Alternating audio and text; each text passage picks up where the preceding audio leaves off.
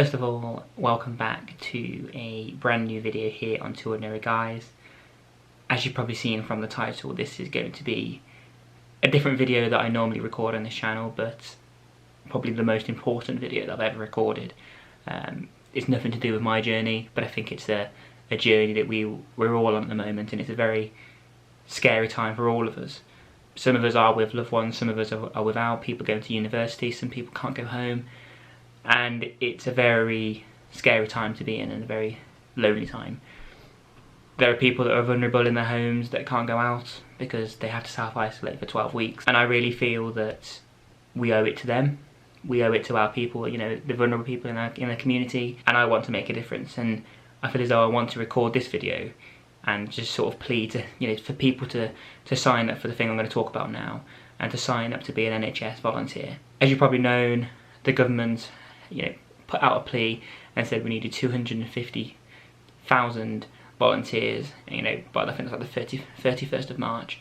We then doubled that. We're now on 560,000, which is amazing. That's why I'm so proud to be from this amazing country. And I just wanted, you know, I want to help out in this need. I want to help out. I want to give everything I can to support as many people as possible. And I think as though this is why I'm recording this video, because social media is a very important platform, but it's a very powerful platform. And someone, you know, might be watching this video that didn't really know about what was going on, you know, for the volunteering scheme, and actually thinks, you know what, I would actually really like to be involved in that. And I'm going to talk about the 4 things that you can do and can get involved in. But if you're not really interested in that, I would like to say, you know, please subscribe to my channel, because when this volunteering scheme comes available on the 31st of March, I'm going to be going out and helping, you know, delivering stuff to people's homes, prescriptions and stuff like that. So if you're interested in seeing the, you know, the kind of gist of what happens, then, you know, make sure you subscribe, and I'll be documenting that. Obviously, I'm going to be considering, you know, confidentiality for the patients, and I'm not going to be, you know, showing people's homes and stuff like that. But in the description down below, I'm going to leave a link to the sign up page that you guys can sign up for. If you guys have already signed up, then please drop it down in the comments and let me know where you guys are from, you know, what location, and what you guys are signed up for. Obviously there's 4 things which I'm going to talk about now. So the first one really is if you can't drive. So if you haven't got a driving license like myself, then you can just call up someone who is lonely. So imagine your grandma or your granddad or someone vulnerable with a heart condition, or any, you know, there's a massive category that falls in the vulnerable category. You call them up. It's a lonely time, you know. Me and Lucy have each other here at the moment, and it's quite lonely, so I can't, you know, begin to imagine how someone is feeling at the moment. So you'll call them up, have a conversation, and just sort of just talk about them, and I think that's going to be a massive difference. I know Age UK did this, where, you know, where you call someone an elderly person, for example. But I feel as though this is a really massive opportunity to help with loneliness, and I think it's a really good thing to be involved in. I also feel as though, you know, many years gone by, and this is just, you know, a memory that we all have, and it's a bad memory, but I feel as though I want to help as much as possible in a bad memory, and help and give my experiences, and I know that other people have. That's why so many people have signed up for this. And I feel as though it would be an amazing thing to tell, you know, my children about, that I helped out in this pandemic in such an amazing way, and I know it would be for you guys. The next thing you can get involved in, obviously the rest of these now would be, you know, requiring a driving license. I am going to be doing this with Lucy, so she does have a driving license, so I'm going to be getting involved in this as well. Would be picking up people's prescriptions from, you know, the pharmacy and stuff like that. Just because this global pandemic is going on, doesn't mean that people's prescriptions are just stopping. They need their prescriptions, you know, for healthy living, and their public, you know, their health. So this is an amazing service. You'll be going to the pharmacies, you're picking up their prescriptions, taking into consideration confidentiality, picking up their prescriptions, and then taking it there door to door. What you'll do then, you'll then, you know, ring the doorbell, knock on the door. You'll then stand 2 meters apart. Bearing in mind hand hygiene, you know, wash your hands, you know, hand sanitizer. You'll then ring the doorbell, stand 2 meters apart, make sure they get their prescription, and just sort of say have a good day, and then you'll go back in your car. How this works is on a Good Sam app. Some people will probably be aware of the Good Sam app. It used to be for, you know, community first responders. It will be notified if someone was having a cardiac arrest. what the government is now doing is they're using this app now for people who would need prescriptions, or a call is going about. They've released a little bit of information, but over the next coming days, more information will be available, and I'll keep you guys updated of all the information I do know.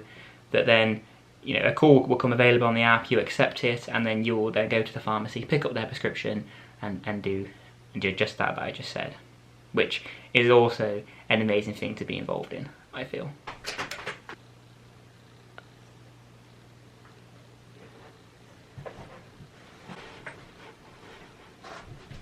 What's Maya doing? Bye. There are a couple more that you can do, but these aren't what I will be going to do, because these are the stuff that you might be a bit more wary of doing, and for me, I don't want to bring anything back into the household, because Lucy's mum, her dad, is very vulnerable at the moment. He's got a heart condition.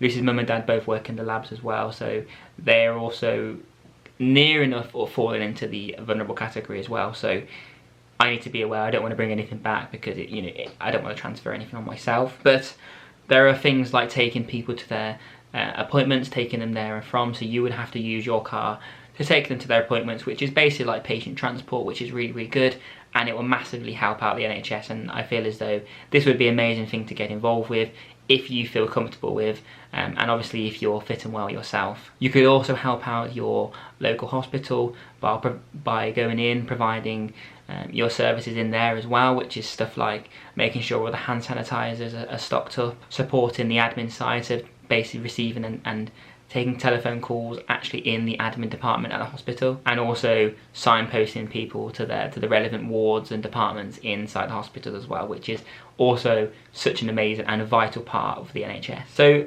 obviously the 3 things that I'm going to be doing, and I can't wait to be involved with.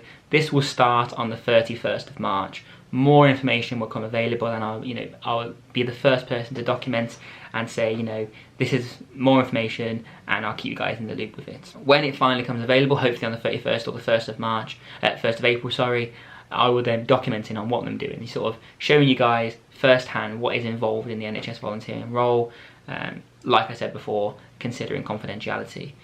There is also 2 things that I wanted to sort of talk about, because people, and I was kind of saying, about the payment wise, there were some queries that I had, and it kind of explains it here.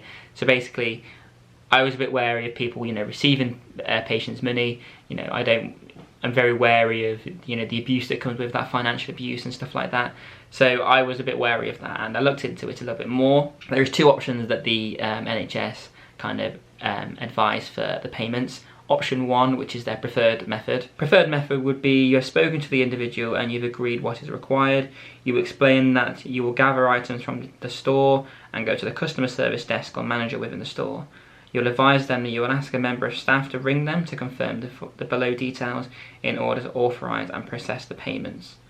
So basically, they will then take the card number, expiry date, and they'll pay for their items via the customer service role. So you will have no, idea of any payments. You shouldn't be taking people's cards and the pins and stuff like that, because that is just a massive no-no, and that, as much as they might trust you with doing that, I just don't think you should do that at all. So I think as though this is the best way to do it.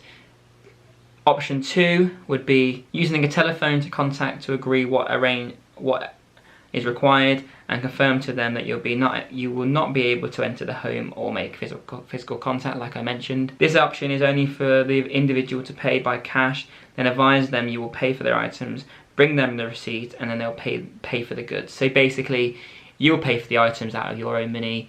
You will then ring up and confirm how much it is. They will then get the money together. When you deliver the shopping, you ring the doorbell, leave it on the door.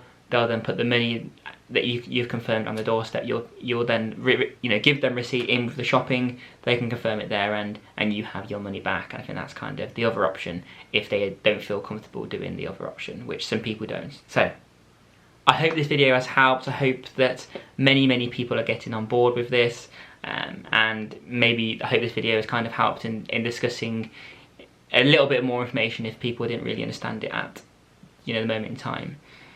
like I said, 560,000 people have got involved with this. It's an amazing support that people have been shown.